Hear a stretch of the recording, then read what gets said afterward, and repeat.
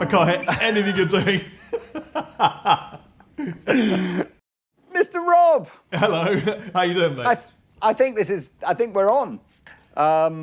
Yeah, I'm good, man. It feels a bit like using, like lots of contraceptives to be with the person that you want to be close with. Is this like a 2,000-mile thick condom? Is that what you're basically saying?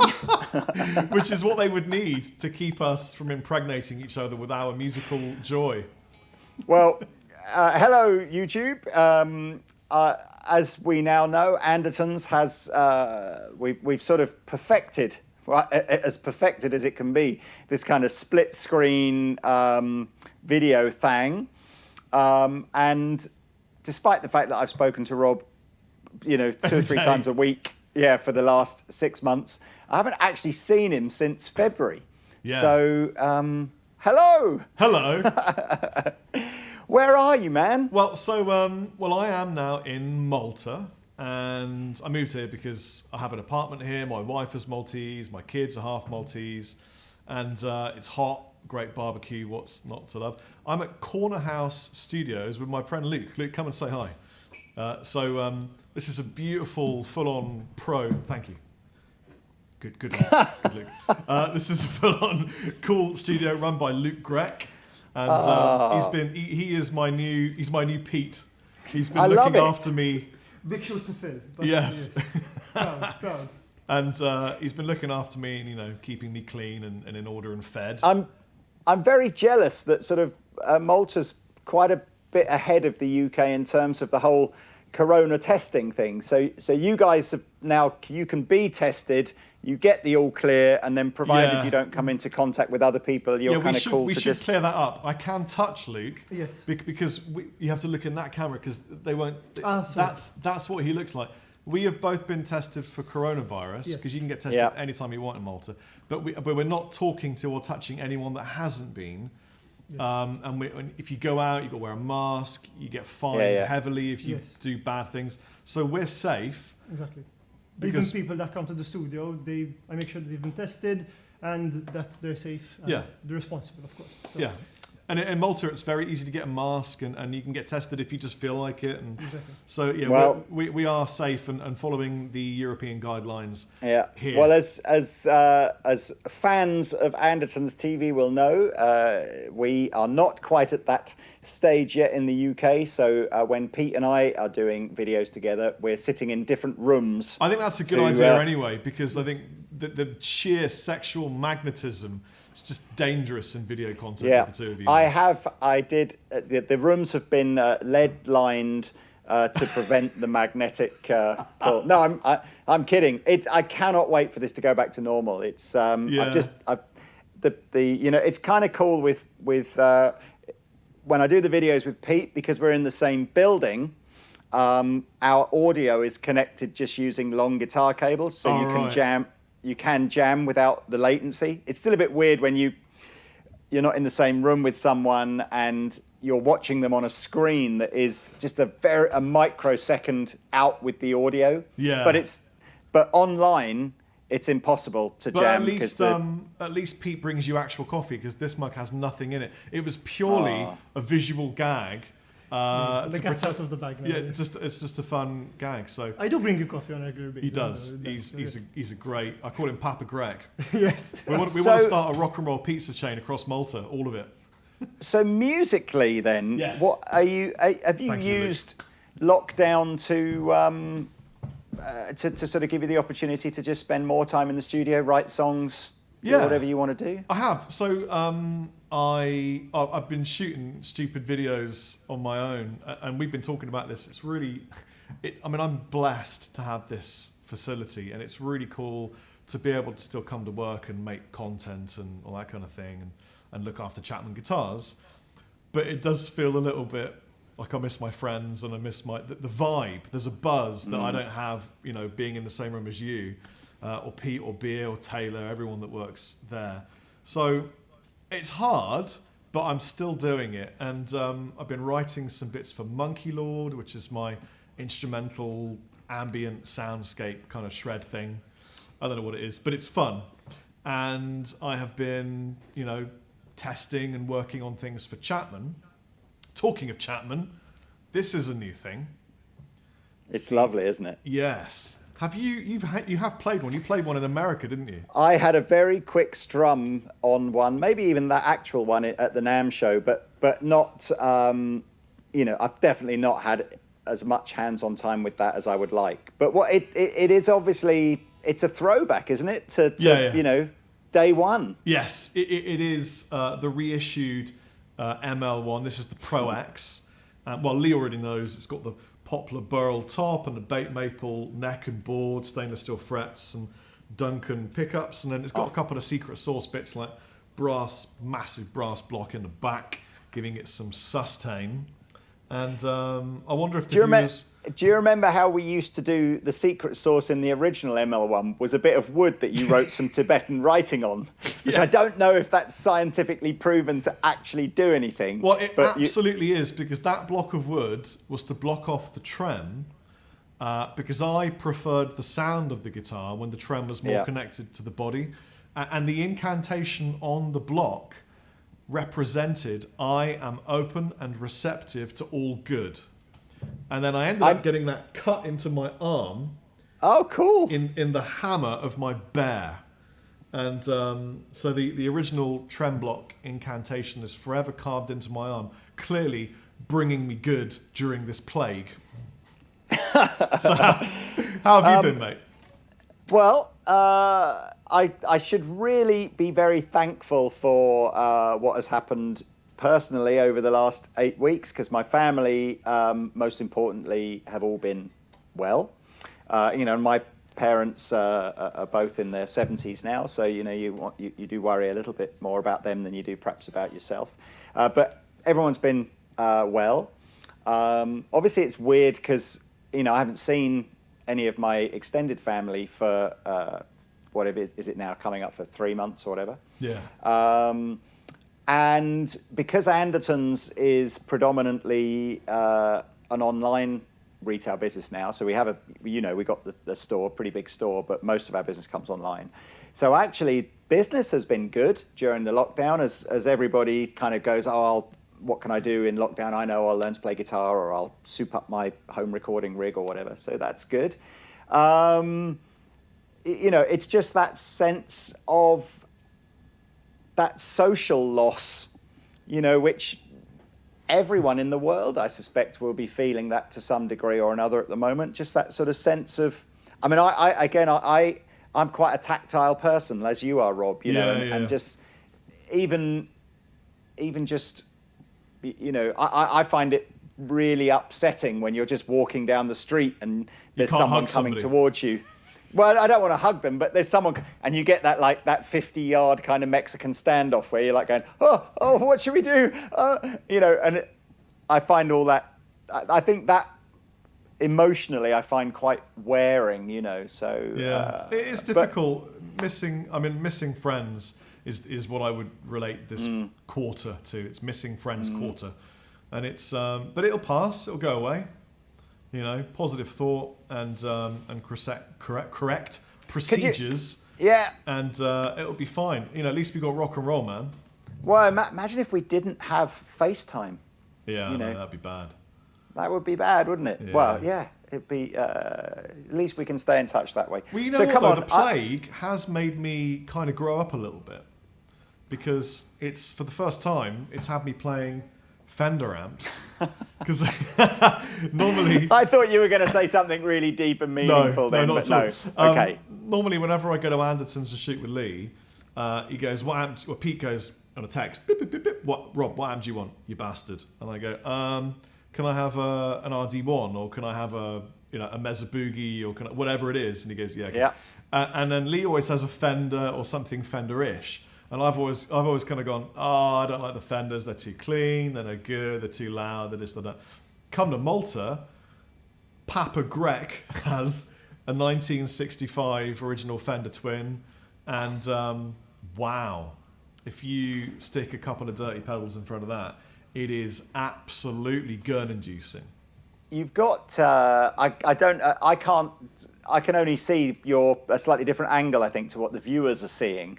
But I can see you've got an AC30. You've got a dual rec. Got a little Bogner lunchbox thing. Yeah, and then there's this. What else you got there? Pentaflex Ampeg head. Is it Portaflex? Portaflex? Pentaflex? Pantfix. I don't know what it is. Pantifix. That's it. Yes. Apparently, it's really good for jazz and clean tones. So right up my alley. It's kind of what. But yeah, the Fender Twin. At the moment, my basic rig is Fender Twin. I'm using this a lot, and then I'm using this little Maltese overdrive pedal by a company called Attic Audio, which is disgusting because it takes you from this kind of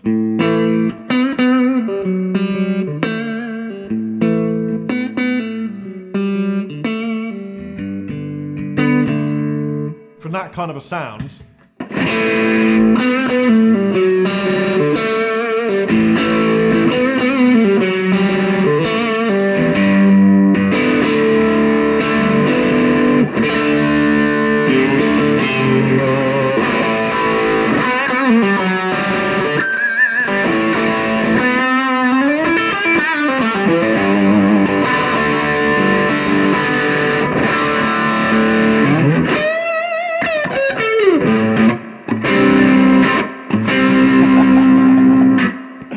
What's that chord change that da da? You do? Oh, right, I don't know. There's so what I'm doing that? is I'm playing.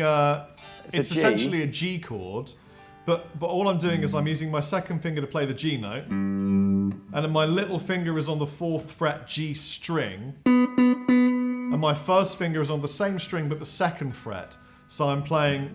Oh yeah.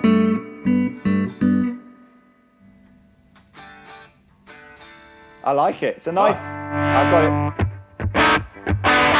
Yeah.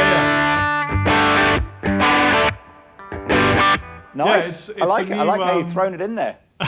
It's a new track for Clockwork Wolf and Company. It's Awesome. called Can't Turn Off the Sun, and it just goes A, and then it goes that G, and then D. Because I thought, A, G, and D, I'm never going to forget those if I'm drunk and on tour. It's very cool. I like it. I like Thank you, it. sir. By the way, I can't see your guitar. What are you playing? I've got it out the original. So there's a cool story behind this. So I did a YouTube video when we first went into lockdown, and we were kind of thinking of ideas of videos we could do completely on our own. I thought I'd do a video of my guitar collection, and so obviously this was my first. I'm pointing it at the wrong camera here. If I'm pointing it to the iPad, I'm talking to Rob on. This was my first ever sort of proper guitar that I got when I was about 18 or 19 years old. And it became known as the Blue Man Strat because I stuck this sticker on it. And then it became kind of, that was what the Chapman Cap 10 was based on. Anyway, so I used this in this collection video, and then I think I said there, look, I just could never remember where this Blue Man sticker had come from. And so as the lovely people on YouTube tend to do, they go, right, we'll find out for you. And about 20 people went off on a mission to try and find where this was from.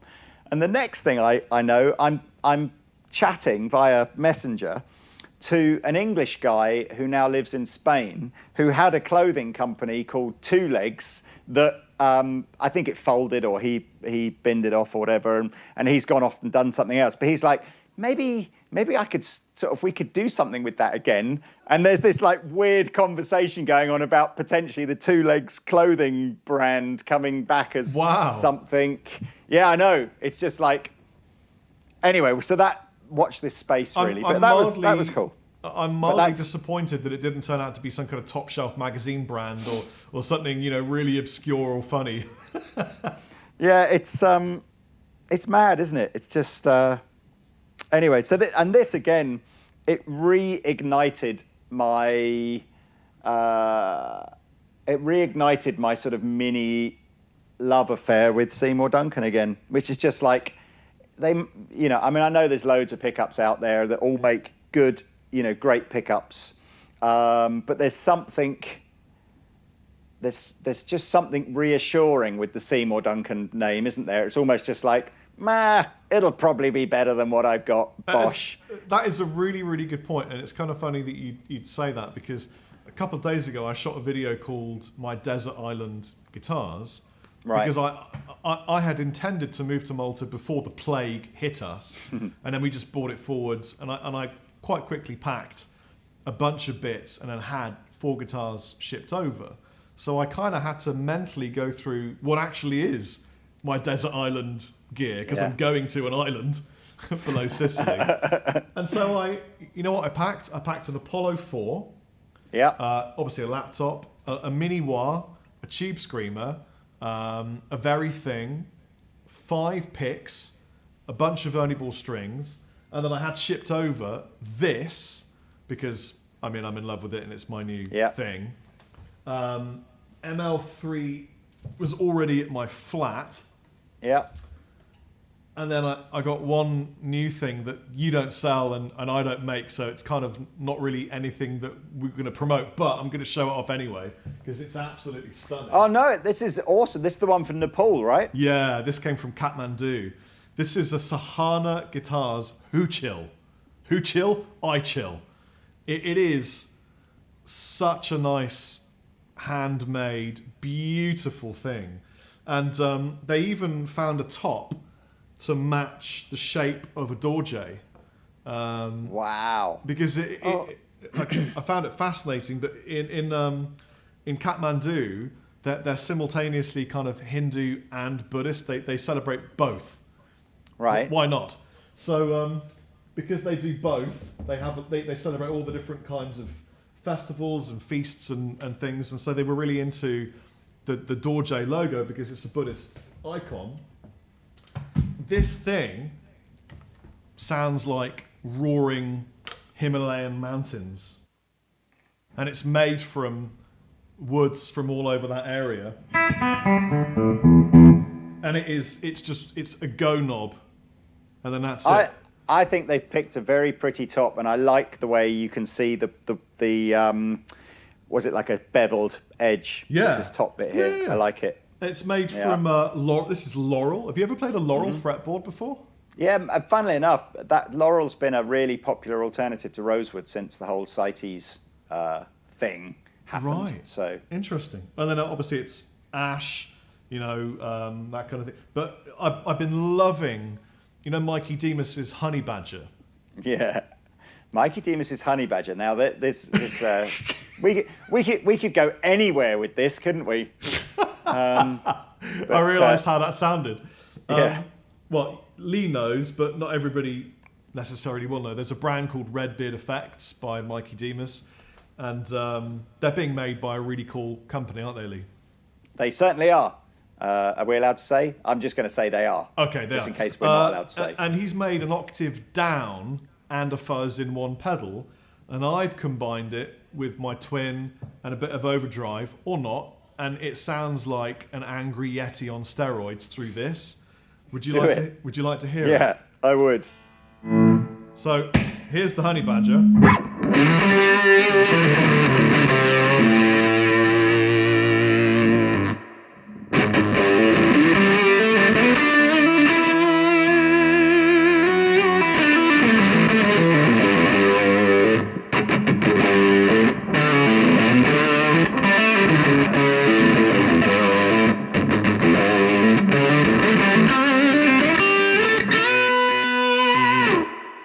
But I add an overdrive because why wouldn't you?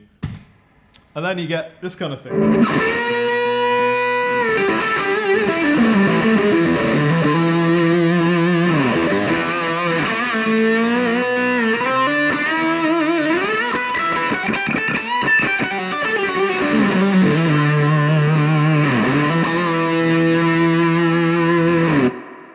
Do you get elephants in Nepal?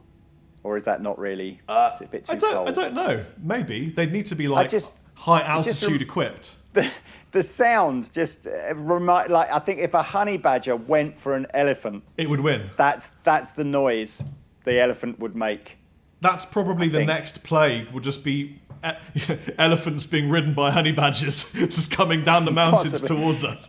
Some sort of Narnia-style invasion of honey badgers riding elephants in full armour, just coming across. Oh, nice. Well, so that's beautiful, and I'm very, very, very grateful to the lovely people at Chapman Guitars.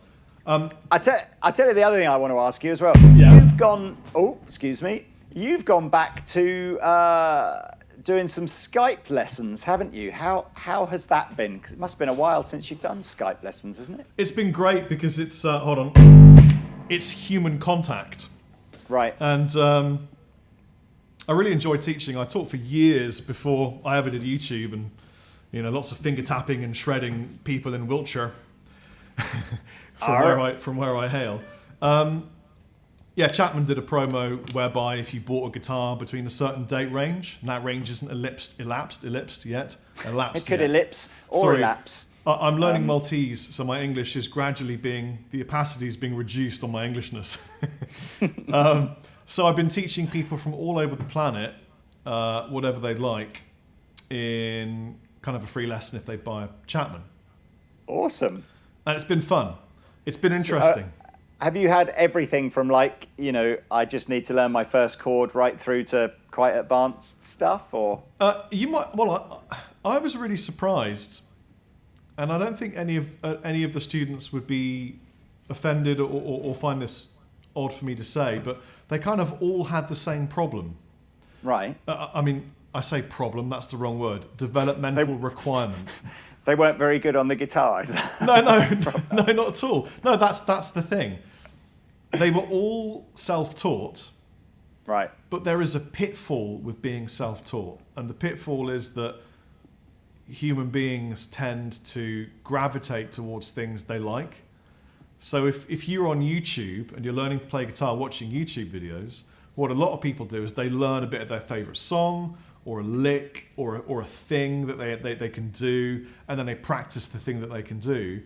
And what they tend not to do is think, all right, if my objective is to be able to play like, I don't know, Joe Satriani, like that was my objective, then I need to know how to play chords. I need to know what key I'm in. I need to shave my hair. I need whatever, And so none of them really knew any theory. Right. Very few of them could play chords or even knew a major scale, but they could play. Yeah. And so what I've realized is that with social media and YouTube, people are tending more to teach themselves and then falling into this trap of not learning the fundamental skeleton of knowledge that they really need. And actually it spurned me into shooting a tuition thing at some point. Oh, cool. Do you know the YouTube guy Rhett Shull? Have you met Rhett? Yeah. I think I met him at NAMM this year, but I watch his videos always come up on my YouTube subscription stuff. And he said something interestingly which resonated with me a week or two ago. He said one of the worst things that guitar players do is they noodle with no objective. Yeah. And he was kind of like saying, look, everyone's going to noodle, that's fine, but it's worth, before you start noodling, just kind of going, have some objective behind the noodling. And in other words, try to, whether it's as simple as just noodling to a metronome, or it's noodling and thinking about the chord pattern that you're going to noodle over or something. But just mindless noodling is quite dangerous, because you do just sort of, it doesn't really improve you. Yeah. Just noodle. And I suppose you tend to fall into patterns and phrases that you're very familiar with, rather than thinking, what's the progression behind what I'm playing over? You're right. Yeah. Yeah. What, like? You mean that I might have got into the habit of playing? Yeah, or I mean something, kind of like.